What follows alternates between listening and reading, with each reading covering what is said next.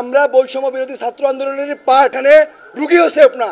আপনারা কোথায় সেবা নিতে আসছেন? ডক্টর, রুগী কেউই নিরাপদ না। আমাদের এই বৈষম্য বিরোধী ছাত্র আন্দোলনের সময় যে দুইবার ইনসিডেন্ট ঘটেছে, আমাদের চিকিৎসকরা তাদের নিজের জীবন বাজি রেখে কি পরিমাণে সার্ভিস দিয়েছে সারা বাংলাদেশে। ঢাকা মেডিকেল কলেজে আমরা দেখেছি ডক্টররা চিকিৎসা সেবার পাশাপাশি তারা নিজের পকেট থেকে টাকা দিয়ে ওষুধ কিনেছে, তাদেরকে খাবার দিয়েছে এবং তারা 24 ঘন্টা, 36 ঘন্টা, 72 ঘন্টা পর্যন্ত চিকিৎসা সেবা দিয়েছে। তাই আমি এই কথাটা স্পষ্ট বলতে চাই যে আমরা যারা ডক্টররা, we are Bangladesh, we are doctor, we serve the humanity. আমরা বৈষম্য বিরোধী ছাত্র আন্দোলনের পার্ট এবং আমরা আপনাদেরকে সেবা দিয়ে থাকি। তবে আমরা জানি গতকালকে কিছু ঘটনা ঘটেছে।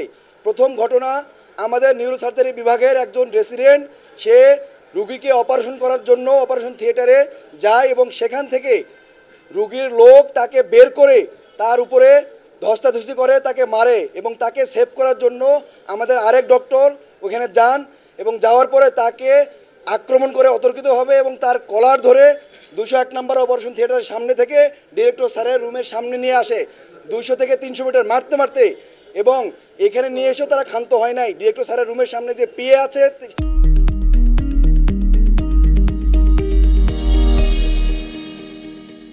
সেই চেয়ারে তিনি বসেছিলেন এবং এই পিএর চেয়ারেও তার উপরে আক্রমণ করা হয়। আমরা দফায় দফায় বৈঠক করেছিলাম এবং বৈঠক শেষে আমাদের দুইটা সিদ্ধান্ত হয়েছে।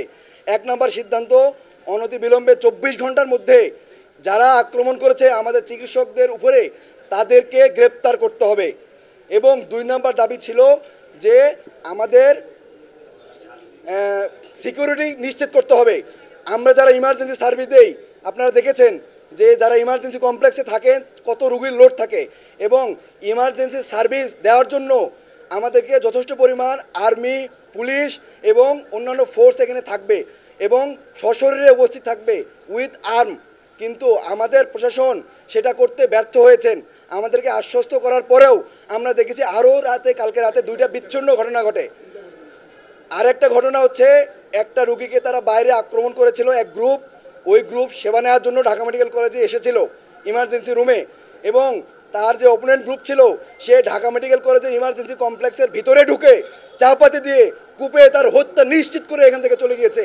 তাহলে আমরা দেখতে চাই যে এখানে রুগীও সেফ না। আপনারা কোথায় সেবা নিতে আসছেন?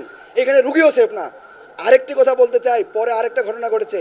আরেকটা ওসেকে, আমরা জানেন যে ইমার্জেন্সি রুমে ওসেকে একটা ক্রিটিক্যাল রুগী এসেছিল ক্রনিক কিডনি ডিজিজের। সেই রুগী মারা যায়।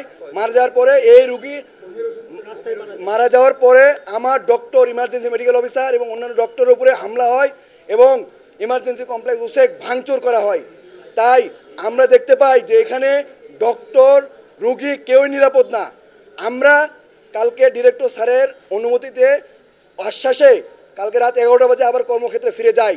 আমরা সকাল 8টা পর্যন্ত ইমার্জেন্সি সার্ভিস দিয়েছি, সারা রাত ধরে অপারেশন করেছি, আমরা হাসপাতালে ছিলাম, আমরা দেখেছি, রুগীকে সেবা দিয়েছি। স্যারের কথায় আশ্বস্ত হয়ে যেহেতু আমরা কাজ করেছি, কিন্তু আমরা কোনো সিকিউরিটি ফোর্স এখানে ভিতরে দেখি নাই। সিকিউরিটি ফোর্স তারা বাইরে ছিল, কিন্তু ইমার্জেন্সি কমপ্লেক্সের সামনে সশরীরে উইথ উইপন্স থাকার কথা ছিল, আমরা সেটা দেখি নাই।